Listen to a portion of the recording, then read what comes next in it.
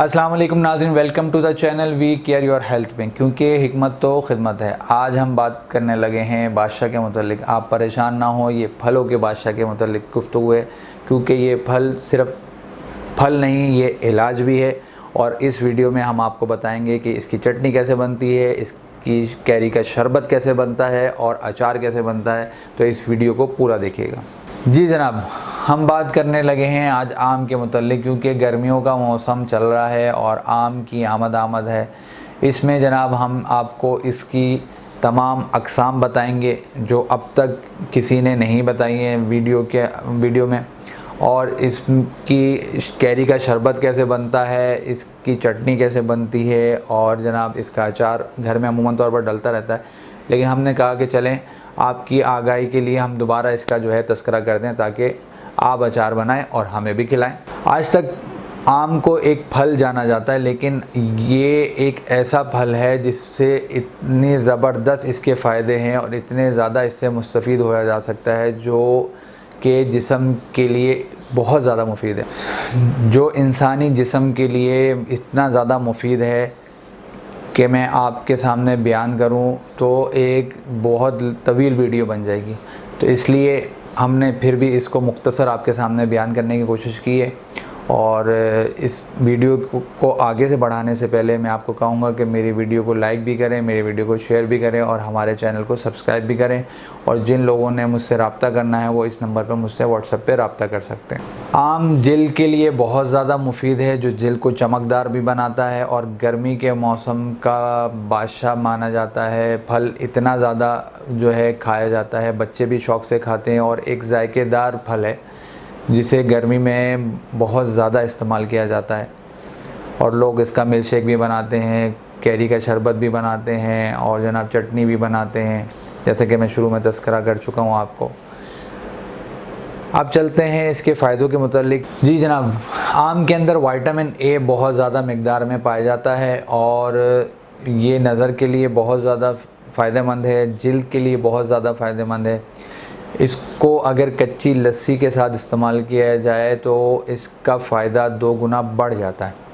आम खाने के बाद अगर दूध पिया जाए तो ये आंतों को भी साफ़ करता है और जो है कहते हैं ये, जैसे कि मैंने आपको कहा, जिल्द के लिए बहुत ज़्यादा फ़ायदेमंद है। इसका मास्क अगर आप जिल्द पे लगाएं तो वो बहुत ज़्यादा फ़ायदेमंद होता है। ये जिगर के लिए बहुत ज़्यादा फ़ायदेमंद है और जनाब फेफड़ों को भी बहुत ज़्यादा फ़ायदा देता है। जिन लोगों को मोटा फरबा होना है वो इसका इस्तेमाल करें तो बहुत जल्दी उनका वज़न बढ़ जाता है।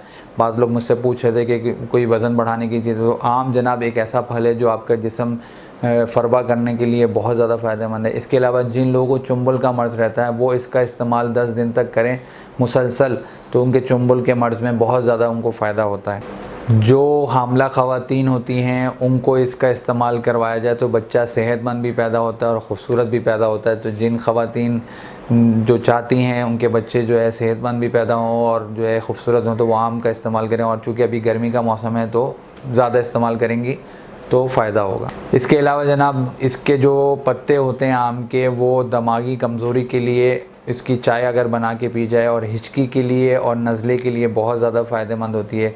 इसके अलावा ये इंसुलिन को कंट्रोल रखता है और हार्ट अटैक से भी बचाता है। गर्ज़ ये कि इसके बहुत ज़्यादा फ़ायदेमंद है। ये है आम के इतने ज़्यादा फ़ायदे हैं कि मैं अब बयान करूँ तो तवील होती चली जाएगी वीडियो।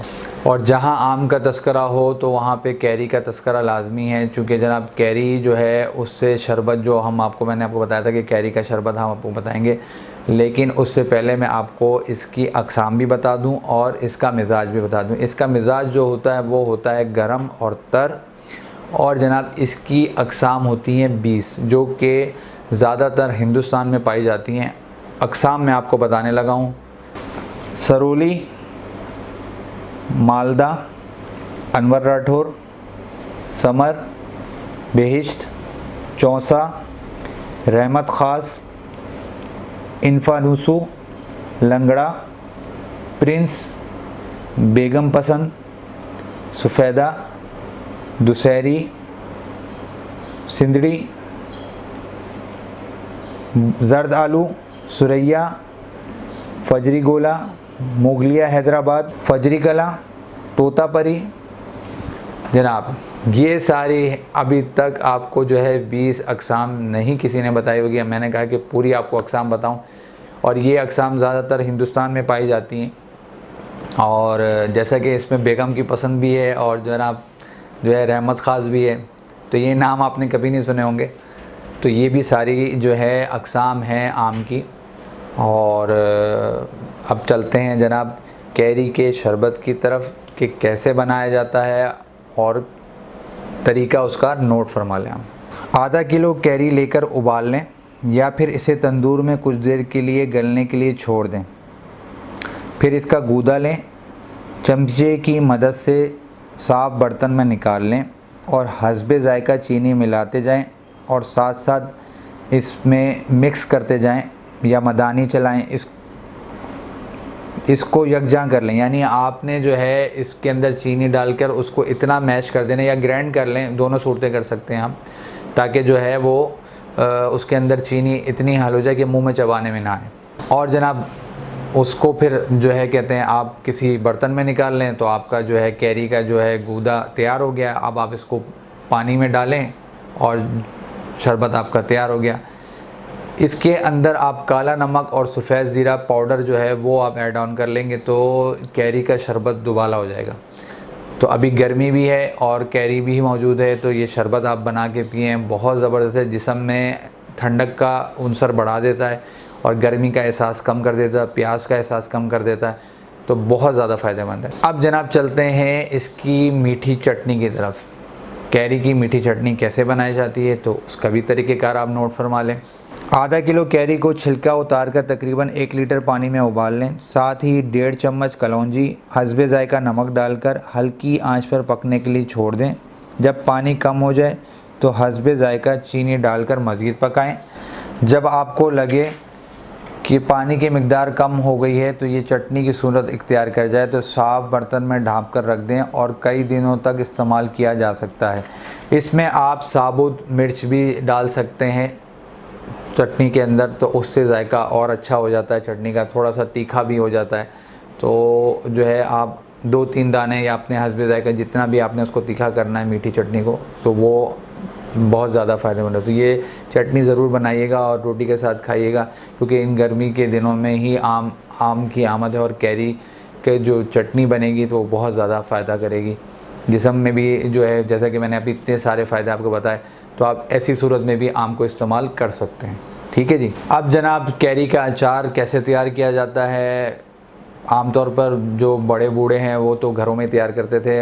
मैंने कहा चलें दोबारा से हम आपको एक याद ताज़ा कराएं पुराने ज़माने की, और घर में दोबारा से, क्योंकि अब बहुत कम लोग जो है कैरी का अचार घर में बनाते हैं। तो मैंने कहा दोबारा से याद दहानी कराएं ताकि लोग, जो घर में चीज़ तैयार होती है वो ज़्यादा फ़ायदेमंद होते हैं बनिस्बत इसके कि जो बाहर ज़्यादा होती है। तो इसलिए मैं आपको घर का अचार जो बना हुआ होगा वो ज़्यादा आपके लिए फ़ायदेमंद भी होगा और सेहतमंद भी होगा। तो आप तरीक़ेकार जो है वो नोट फरमा लें ताकि आप अच्छा अचार तैयार हो सके। 1 किलो कैरी काट कर नमक लगाकर धूप में 1 दिन के लिए रख दें। फिर किसी साफ़ कपड़े से नमक साफ़ करके मर्तबान में डालकर रखें और तकरीबन 1.5 लीटर सरसों का तेल डालें ताकि कैरी इसमें डूब जाए। फिर अचार का मसाला जिसमें कलौंजी, सौंफ, मेथी दाना, सफ़ेद ज़ीरा, नमक, हल्दी, साबुत धनिया, साबुत गोल मिर्च, सब अज़्ज़ा को कूट कर डाल लें। ये आप जो अज़्ज़ा होंगे ये थोड़े थोड़े आप अपने हिसाब से 1 चम्मच 1.5 चम्मच या अपने हिसाब से आपको जितना उसका मसाला चाहिए उसके हिसाब से आप इसका मिक़दार ले सकते हैं।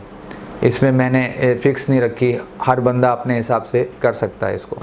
और फिर इसमें मसाला डालकर इसको हफ़्ते भर के लिए छोड़ के रख दें ताकि ये इसके अंदर सरसों का तेल कैरी के अंदर सही तरीके से एब्ज़ॉर्ब भी हो जाए और आपका अचार जो है प्रॉपर तरीके से तैयार भी हो जाए।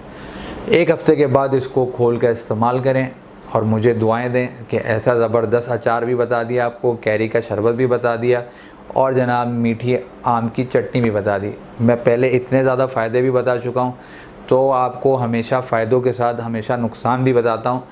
तो अब आपको मैं नुकसान बताने लगा हूँ कि नुकसान क्या है, क्योंकि हर चीज़, जैसे मैं शुरू में हमेशा ये बात कहता हूँ कि हर चीज़ का ज़्यादा इस्तेमाल जो है वो भी नुकसानदेह होता है।